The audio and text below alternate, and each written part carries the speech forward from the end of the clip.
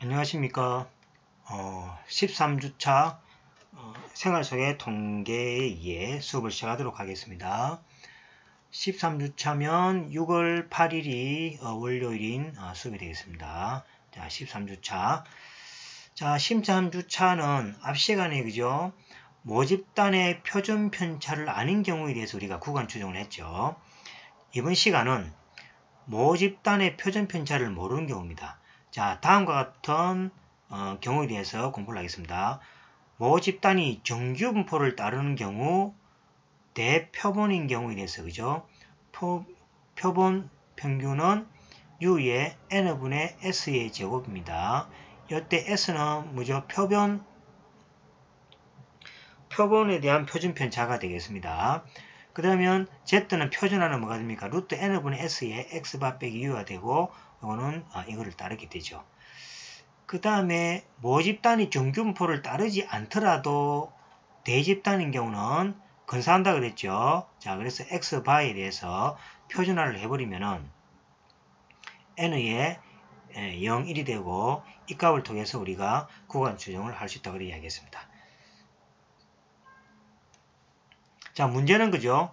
모집단이 정규분포를 따를 때 소표본인 경우는 자, T분포를 따릅니다. X가 U의 N분의 S의 제곱이죠. 이거 T분포는 루트 N분의 S의 X바 빼기 U가 되고 이거는 뭐가 됩니까? N이 아니라 T분포. T분포 이게 다르고 요때 N-1은 뭡니까? 자유도입니다. 자유도. 우리가 예를 들어서 어떻게 해보면 쉽게 알 수 있는 자유도고 요거는 뭐가 됩니까? 신뢰도 있죠. 신뢰도. 신뢰도 우리가 앞에서 했죠. 그죠? 앞에서 신뢰도에 대해서 그렇죠. 신뢰 수준에 대해서 우리가 알파가 0.5 그죠? 신뢰 수준은 신뢰 수준이 1 마이너스 알파였죠. 그래서 신뢰 수준이 1 마이너스 알파이니까 1 마이너스 알파에 대해서 뭐 99%, 뭐 95%, 0.99, 0.91 때 이 알파를 구하면 되겠죠. 그죠? 여기서 이제 주어지는 겁니다. 그래서 이거는 T분포를 따른다. 이것도 뒤에 표가 있습니다. T분포는 뭡니까? 부록의 표를 이용하든지 또는 뭡니까? 엑셀 계산기를 이용해서 계산을 하게 되겠습니다. 자, 근데 아쉽게도 그죠? 모집단이 정규분포를 따르지 않고 표본이 작을 때는 비인모수적 방법을 이용하여 이제 한다 그랬는데 오늘 이제 생략한다 그랬습니다. 그래서 이제 여러분들은 그죠? 요 세 가지 경우에 대해서만 하시면 되겠습니다. 자, 먼저 소표본에 대해서 표본이 상기부 작을 때입니다. 모집단의 표준 편차를 모르고죠. 그런데 요거는 모집단이 정규분포입니다. 모집단이 정규분포일 때죠. 자, 정규분포이면은 자, 소표본인 경우는 정규분포를 그죠? 이용할 수 없고 정규분포를 이제 모집단이 정규분포를 따른다는 얘기입니다. 그럴 때는 정규분포를 이용할 수 없고 자유도가 n-1인 t분포를 따른다라는 걸 주의하시면 되겠습니다. 자, t분포는 이렇게 계산합니다. 루트 n분의 s의 x바 빼기 u 이렇게 되고 이거는 t분포 뭐를 따르냐니까 자유도 n-1 그 다음에 알파 아까 전에 신뢰 수준에서 나온 알파가 되겠습니다. 그 다음에 요거는 뭡니까? 표본 평균이죠. 요거는 표본 표준 편차니까 표본 표준 편차입니다. 표본 표준 편차이기 때문에 n-1분의 x 빼기 x바의 제곱에서 시그마를 다 취해줬어요. 그 값에다가 루트를 최종값으로 생각하시면 되겠습니다.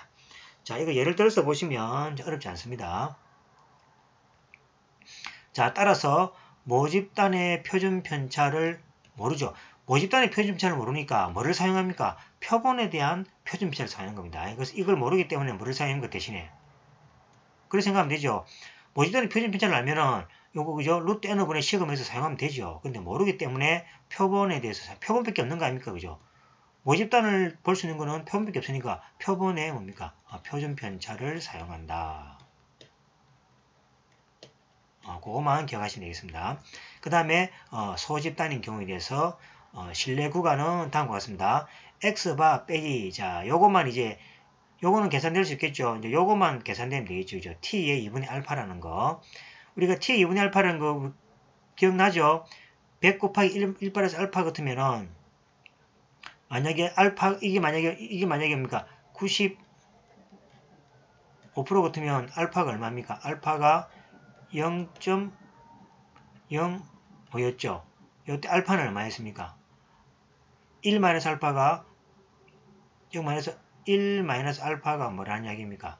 0.95란 말 아닙니까? 그죠? 그래서 알파는 뭐가 됩니까? 0.05가 되죠. 그래서 2분의 알파는 얼마입니까? 그럼 2분의 알파는 뭐였죠? 0.02였죠. 앞에서 우리가 계산했죠. 0.025. 그죠? 이거는 뭐가 됩니까? 0.025가 되는 거죠. 그죠? 그래서 0.025에 해당되는 뭡니까? t 값을 여기에 뒤에 표가 있습니다. 그걸 찾아주면 되겠습니다. 그럼 요거는 계산되죠. 그래서 여기 바로 뭡니까? 오차죠, 오차. 그죠? 요거 이야기해줘 설명을 x바에서 날개가 뭡니까? t의 2분의 1배 루트 n분의 s라는 거를 여기 그죠? 여기 해당이 되죠. 여기다가 됐습니다. 그죠? 자, 그래서 이걸 이용한다 생각하면 여기 바로 실력 구해야 되겠습니다. 그래서 조심해야 될 것은 모집단의 표준피자를 모를 때 뭐를 사용합니까? 표본의 표준피자를 사용한다는 거죠. 여기 S가 되겠죠. 사용하고 규모가 N은 30보다 작게 되면은 이러한 T분포를 따른다라는 걸 조심하시면 돼요. 그래서 T분포는 이 날개가 이렇게 계산되고 이 T는 브록을 이용하든지 X를 이용한다 생각하시면 되겠습니다. 자, 그러면 7.3을 통해서 한번 확실히 이해해 보도록 하겠습니다. 모집단의 표준편차를 모르고 표본의 크기가 30보다 작은 경우에 구간 추정되어 있죠. 자, 보겠습니다. 모집단의 정규분포를 따르고, 모집단 정규분포를 따른 됐습니다. 자, 표본의 개수가 10개입니다. 그럴 때 표본 평균이 175고, 표준 편차가 15라고 할 때, 모집단의 평균에 대한 95%에 한 신뢰 구간을 구하시오. 그래 이야기했습니다. 자, 그러면 우리 앞에서 그죠? 구했듯이 알파가 얼마입니까? 알파가 0.5가 되고 맞죠? 꼴이 뭐입니까? 2분의 알파는 0.05가 되죠. 그래서 뭐가 됩니까? 여기에서 여기 얼마입니까? 사실 꼴이가 이렇게 있는 거죠. 요 알파가 T분포는 여기 알파입니다. 실제 우리가 하는 것은 뭐가 됩니까? 저기 쓰는 경우는 이렇게 되는 거죠. 이렇게 되고, 여기 되고, 여기 얼마입니까? 0.025. 그 다음에 여기는 0.475였습니까? 475. 그래서, 0.5가 되는, 요 부분이 0.5가 되도록 하는 거죠. 그래서 이것도 이렇게 되는 거죠. 이 이제 Z 분포였죠. 이제 T 분포에서는 알파가 0.5가 주어지면은 요 T 분포는 요 면적이 이제 요거에 대한 이제 면적 구하는 게 이제 부록에 나와 있고 또는 뭐가 됩니까? 뭡니까? 그 엑셀에서도 계산할 수 있겠습니다. 자, 0.5가 되지만 실제 알파는 양쪽 꼬리 부분에 2분의 알파 0.5를 할당하는 것이죠. 그래서 표 7.3에서 알파는 0.05를 선택한다는 이야기입니다. T분포 알파 관계는 요 관계가 되겠습니다. 표 7.3 앞에 요금 되고 요 표. 그래서 알파는 0.02를 선택한다. 7.3에서 그죠? 알파는 0.02 여기 2분의 알파인데 그죠?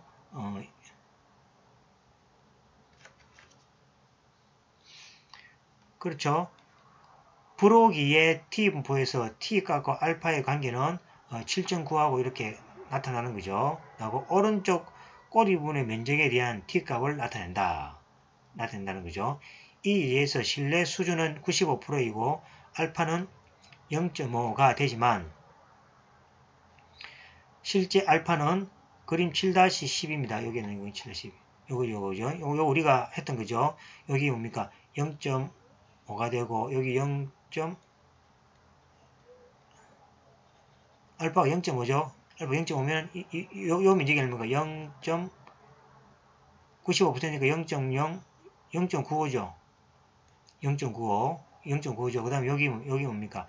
0.475, 여기 0.0. 0.475 요것도 0.475 그죠?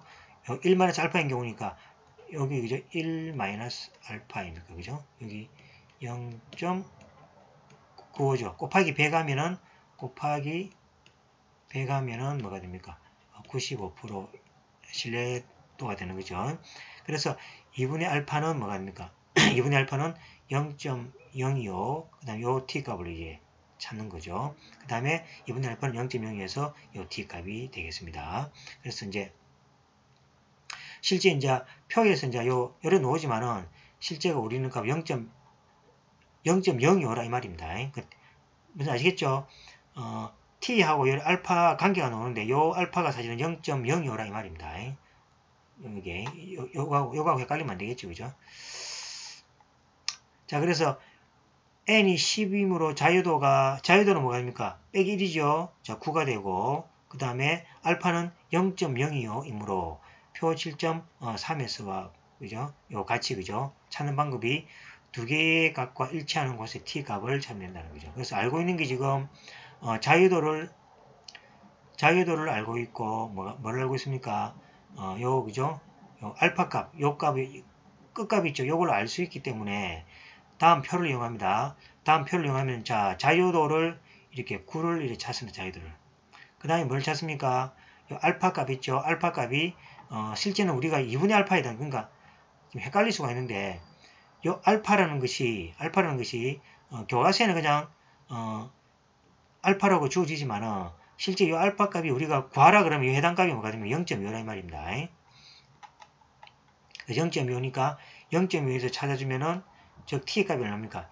2.26이라는 거죠. 그래서 여기에 해당되는 요 t 값이 있죠. 여기 얼마냐니까 2.26이라는 겁니다. t 값이. 그래서 2.26이니까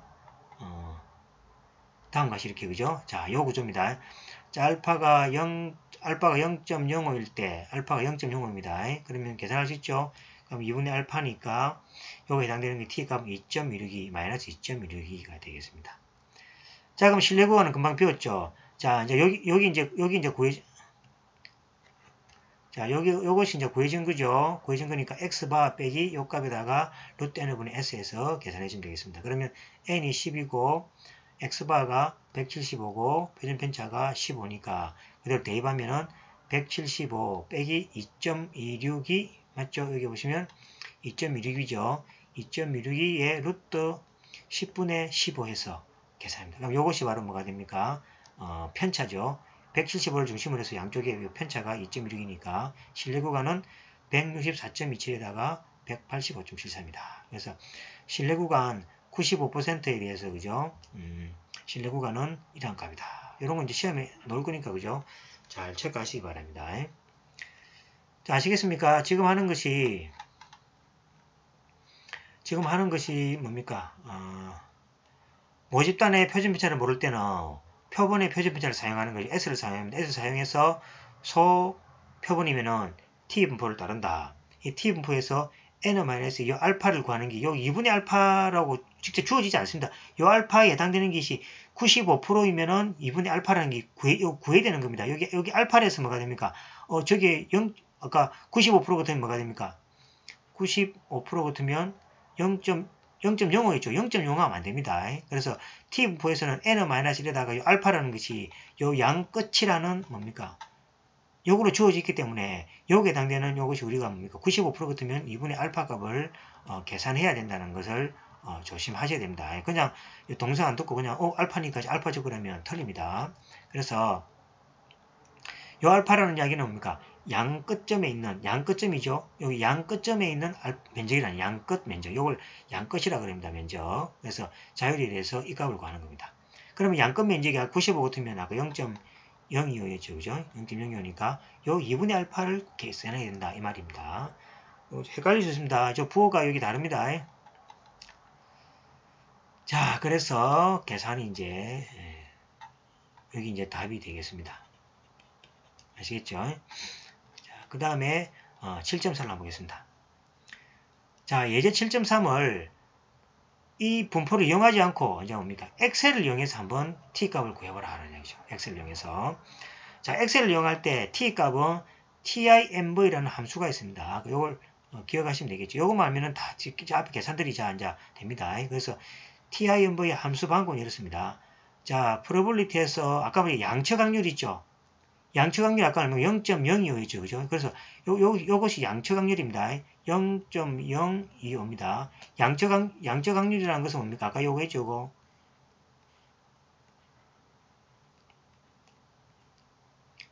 요걸 이야기하면 요거를. 그래서 여기 뭡니까? 95%냐 또는 99%냐 또는 90%냐에 따라서 그죠? 이 달라지는 거죠. 그죠? 요 알파가 이제 2분의 알파라는 것이 그죠? 요거에 따라서 그죠? 따라지는 겁니다. 그래서 요걸 조심해야 된다. 여기 이제 양측 확률이라는 거 요거면 요거 양측 요거에 대해서 확률을 이야기하는 겁니다. 그 다음에 자유도를 넣어주면은 바로 뭐가 됩니까? 앞에 말한 우리가 t 값을 탁 계산해 준단 말이죠. 자, 그러면 이제 앞에 계산했던 t 값이 얼마였습니까? 여기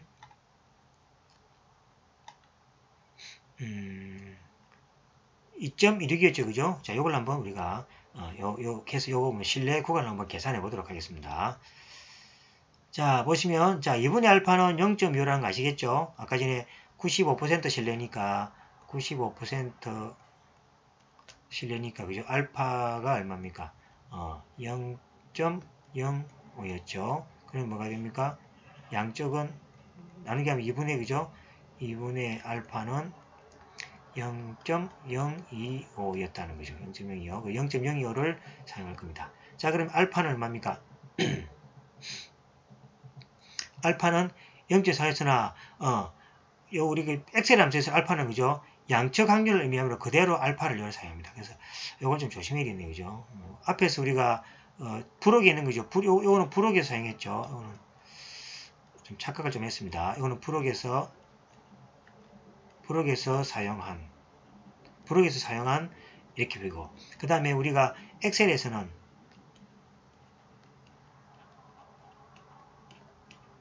그대로 뭐가 됩니까? 자, 95%이면은 알파가 얼마입니까? 알파가 0.5였죠? 그대로 사용합니다. 그대로 계산하면 엑셀이 알아서 뭐가 됩니까? 2분의 알파를 계산해서 답을 구해줍니다. 그죠? 이걸 사용합니다. 그래서 요거 주의하셔야 됩니다. 그죠?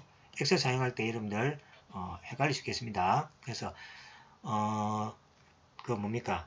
부록을 사용할 때는 알파가 주어지면 양측 확률이니까 2분의 알파를 내서 이 값을 넣어주고 엑셀 함수 사용할 때는 알파는 그냥 0.5를 넣어주면 되겠습니다. 그래서 알파가 0.5라는 걸 알 수 있죠. 그 다음에 자유도는 10 빼기니까 9가 되겠죠. 그러면 B1에 여기 B1이고 0.05고 B2가 되죠. 그럼 엔터를 치면은 2.262157 이렇게 자동으로 계산해 줍니다. 이렇게.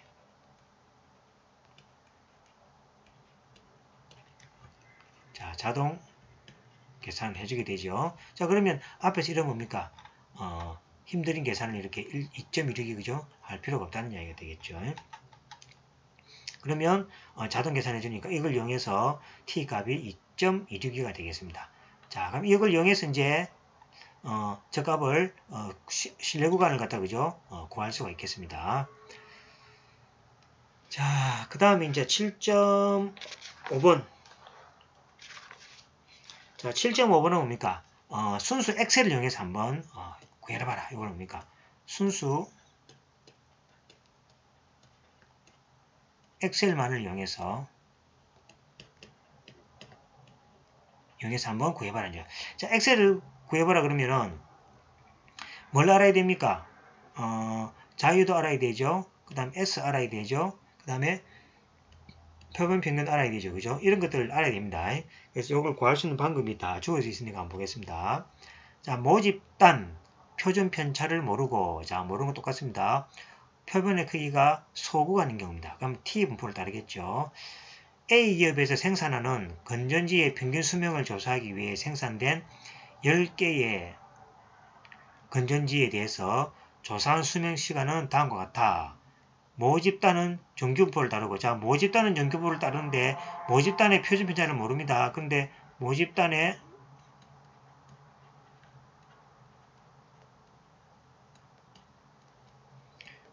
표준 편차는 모릅니다. 모르니까 뭘로 씁니까? 이 표본을 이용해서 표본 표준 편차 써야 되겠죠. 자, 이 데이터로부터 모집단 평균이 95%의 신뢰 구간입니다. 그러면 1-알파가 얼마입니까? 0.95라는 이야기고, 따라서 뭐가 됩니까? 알파는 뭐가 됩니까? 0.05가 되겠습니다. 자, 엑셀을 사용할 때는 이걸 그대로 사용한다 그랬죠. 자, 그러면 자, 이게 주어집니다. 자, 이걸 통해서 이제 우리 앞에서 배웠던 기술 통계법이라고 배웠죠. 우리 앞 시간에 했죠. 기술 통계법을 통해서 표준 편차하고 평균을 우리가 구할 수가 있습니다. 자, 이렇게 기억나시죠? 자, 데이터에다가 분석에다가 기술 통계법을 사용하면은 자, 여기 나오죠. 여기다 기술 통계법을 사용합니다. 구간을 이렇게 잡아주는 거죠. 자, 이걸 사용하면은 자, 입력 범위는 뭐가 됩니까? A에 1에서 A10 그죠? 요 입력 범위가 요까지가 되겠습니다. 입력 범위를 적어주면 되죠.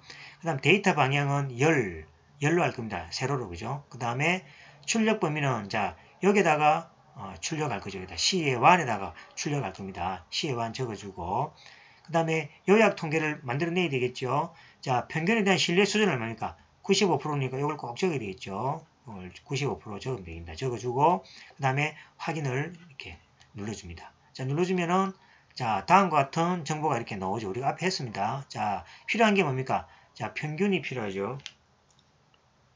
그 다음에 뭐가 필요합니까? 분산이 필요하죠.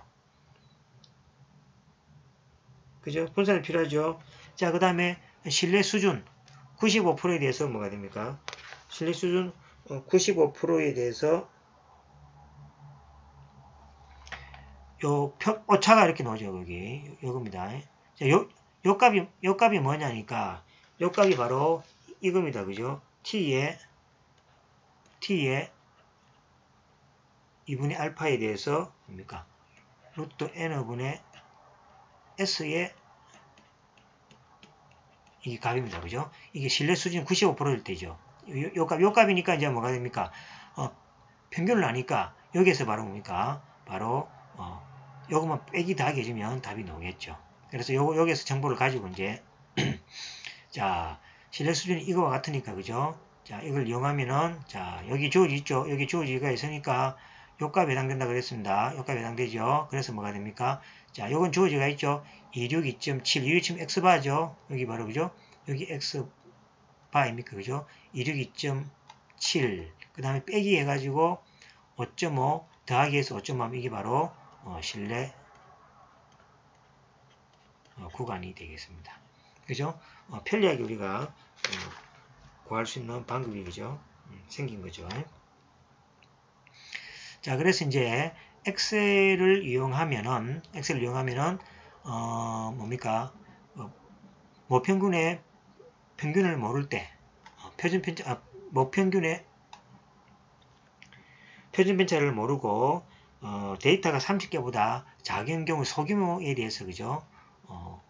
통계적 자료를 이렇게 신뢰 구간을 이렇게 구할 수가 있다는 이야기입니다. 자, 그 다음에 이제 이제 표본의 크기를 이제 얼마로 해야 되느냐. 아까 30개 이하라 그랬잖아요. 그죠? 그거를 계산할 때는 이제 역으로 이렇게 이제 할 수 있는 거죠. 그래서 이제 신뢰 수준이 이렇게 될 때 모집단의 표준 편차를 알고 있을 때입니다. 알고 있을 때 다음과 같이 여기 바로 뭐가 됩니까? 표준 편차의 오차가 되겠죠. 요 오차가 뭐가 됩니까? 요 오차가 요 오차에 대해서 이제 몇 %를 할 것이냐, 그거를 계산하면 되는 거죠. 그래서 이제 요 값에 대해서 요 식을 사용하면 그죠? n 값을 요렇게 계산하면은 그죠? 몇 개까지 하면 되겠냐라는 걸 알 수 있다는 거예요. 그래서 이제 만약 모집단의 표준 편차인 이걸 모른다면 표본 편차인 s를 여기서 이용하면 되겠죠. 여기 대신 s를 이용하면 되겠습니다. 그러면은 이거를 한계 오차라고 했을 때 크기의 d를 정한다면 크기 d 있죠. d의 크기를 만약에 정한다고 해버리주면은 정한다면 알파가 주어질 경우 표본의 크기 n값은 다음과 같이 계산할 수 있다. 요 d가 뭡니까? 자유도 있죠. 그죠? 앞에 d값. 샥샥샥샥 봅시다. 여기가 어디갔노? 자유도가 주어지면 거기에 대해서 계산을 할 수 있게 되겠습니다.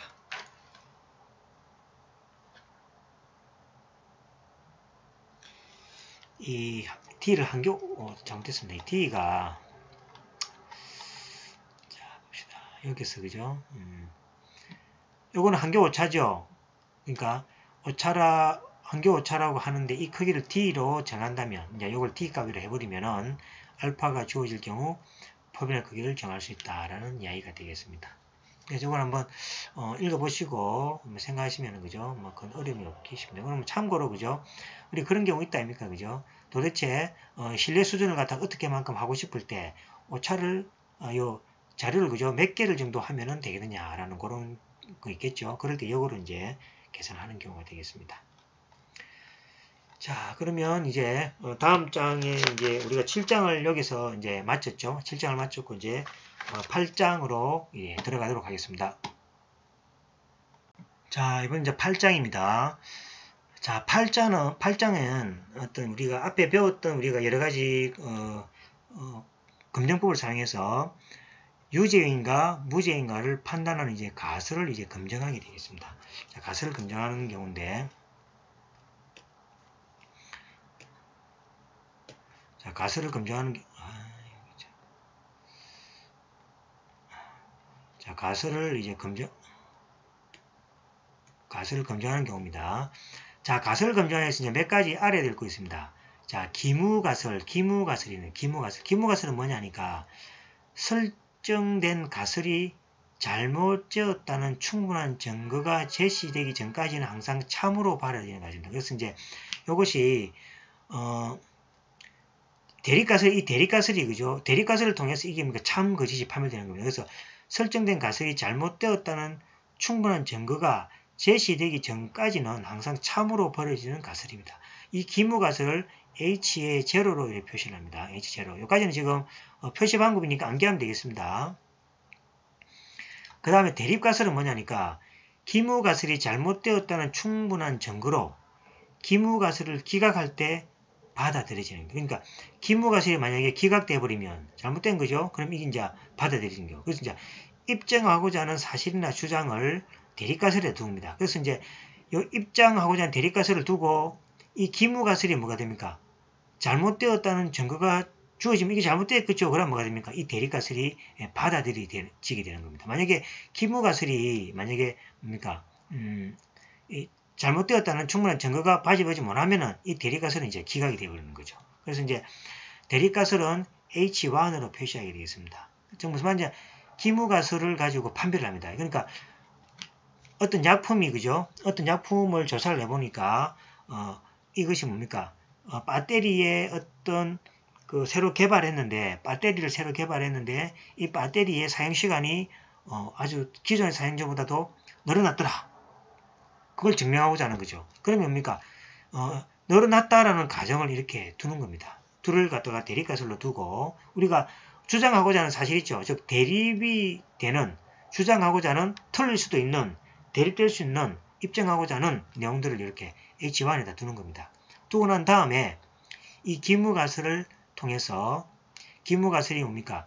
잘못되었다는 충분한 증거로 기무가설을 기각할 때 그죠? 기무가설이 잘못되었다는 충분한 증거가 발생했다는 거죠. 그럼 이게 이제 기각돼 버리겠죠. 기각돼 버리면 결국 뭐가 됩니까? 이 대립가설 주장은 받아들이게 되는 그러한 어떤 검증 방법이 가설 검증 방법입니다. 가설 검증 방법은 특히 기무가설과 대립가설을 이렇게 두고 한다는 걸 꼭 기억하시기 바랍니다. 자, 그럼 유형을 한번 살펴보겠습니다. 문제를 조금 풀다 보면 여기 쉽게 됩니다. 자, 먼저 기무가설을 뭐 했습니까? H0 같은데 그랬죠. 자, H0. H는 뭡니까? 같은가? 대립가설은 뭐가 됩니까? 대립가설은 뭡니까? 이게 참이라고 주장하는 거죠. 그러니까 우리가 입증하고자 하는 사실이나 주장을 여기다가 적고 여기다가 뭐가 됩니까?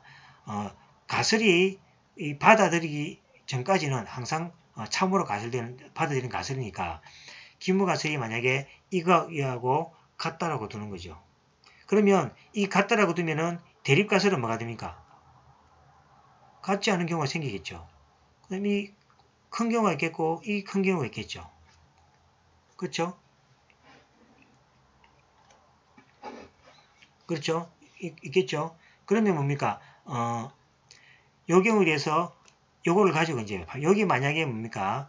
거짓이라 해버리면은 요 가정이 이제 참이 되겠죠. 어떤 가설들이. 그래서 요 검정에 대해서 기무가설을 같은 거 알아뒀을 때 이 세 가지 경우가 있는데 자, 이 경우를 양적 가설이라고 합니다. 세타하고 어떤 사실하고 다르다라는 것을 양적 가설이라고 합니다. 다르다 해버리니까 뭡니까?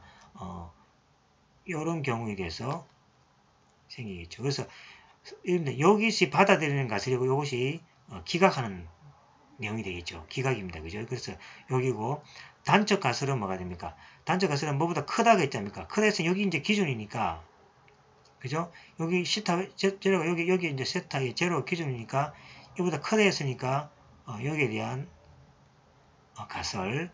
그 다음에 이건 작다 했으니까 뭡니까? 왼쪽에 여기 세타의 제로값에 대해서 여기 되겠습니다. 그래서 크게 기무가설에 대해서 대립가설이 양적가설, 단적가설 있는데 이걸 뭡니까? 우측, 단쪽, 이걸 오른쪽에 대해서 이걸 뭡니까? 크대에서 뭡니까? 우측, 단적가설 이걸 뭡니까? 좌측, 단적가설 이렇게 이야기를 합니다. 그죠? 그래서 이제 단적 이걸 갖다가 단적 검정, 양적 검정이라 이렇게 이야기하고 이거를 다시 표시하면은 평균에 대한 가설 검증에서 기무가설은 기무가설은 이제 기각하는 거죠. 기무가설은 기각하고자 하는 요 제로를 표시한다. 그죠? 표시한다. 그러면 자, 좌측 검증은 자 뭐가 됩니까? 좌측 검증은 U가 U0보다도 크거나 같다. 그 다음에 H1은 U는 U0보다 작다. 이렇게 둘 수 있는 거죠. 그죠? 하나는 크다, 하나는 작다. 그 다음에 U는 U0하고 같다. 그러면 같다 해버리면 이거 뭡니까? U가 U0하고 다르다. 있는 거죠. 그 다음 우측 검증은 뭐가 됩니까? U가 U0보다 작다에 대해서 U가 U0보다 크다가 되는 경우죠. 그래서 좌측 검증은 왼쪽이라 그랬죠. 항상 기준은 뭡니까? 요걸로 판별합니다. 요걸 기준으로 두는 거죠. 기준으로 두고, 요걸 기준으로 두고, 요걸 뭐가 됩니까? 기준으로 둔다는 거죠. 그래서 좌측 검증은 U가 U0보다도 작다. 작다가 그죠? 여기 이제 기각이냐 아니냐에 따라서 여기 결정돼 버리죠. 그 다음에 U의 U0가 양측 검증은 다르다 해버리면 양측 검증이라고 합니다. 우측 검증은 U가 U0보다 크다니까 오른쪽이죠. 오른쪽이니까 우측 검증 이렇게 합니다. 그래서 이제 이러한 검증 경우에 따라서 우리가 기각이나 그걸 이용해서 H0 그죠? 이런 기무가설을 우리가 검증한다 이렇게 되겠습니다. 자, 그러면 이제 요 대립가설하고 기각력을 구하는 방법을 알아야 되겠죠. 그래서 이제 일단은 요거 정도만 여러분들이 암기해 주면 좋겠습니다. 가설 검증에는 기무가설과 대립가설이 있고 기무가설은 H0, 그 다음에 대립가설은 H1으로 두고 가설 검증 유형에는 이런 경우에 대해서 세 가지가 나올 수 있다라는 것을 기억해 주시면 되겠습니다. 자, 다음 시간에 그죠? 요거에 대해서 이제 각각에 대해서 그래프, 좌측 검증, 양측 검증, 우측 검증에 대해서 그래프 설명하고 그 다음에 이것을 그죠? 계산하는 방법에 대해서 우리가 이야기하도록 이렇게 하겠습니다. 요거에 대해서는 그죠? 14주차가 되겠습니다. 이거 마지막 주차입니다. 우리 앞 시간에 시험 관련해서 이야기 한번 했죠. 그래서 여러분들이 아마 시험이 얼마입니까? 엑셀 생활 속의 통계학이니까 6월 20 시험이 그죠? 6월 얼마입니까? 23일 화요일이죠. 화요일에 6, 7교시입니다. 6교시, 7교시. 시험을 두 번 봅니다. 여러분들이 지금 인원수가 43명이죠. 43명이므로 반 나눠서 그죠? 6교시에 21명,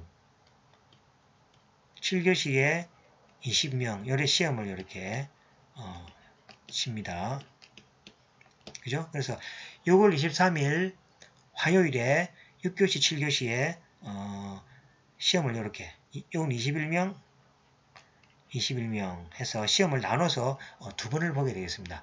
학교에서 이런 식으로 해라고 이제 방침이 내려왔습니다. 그죠? 그래서 막 큰 문제가 없으면 대면 시험에 그죠? 이렇게 시험을 칠 수 있도록 이렇게 하겠습니다.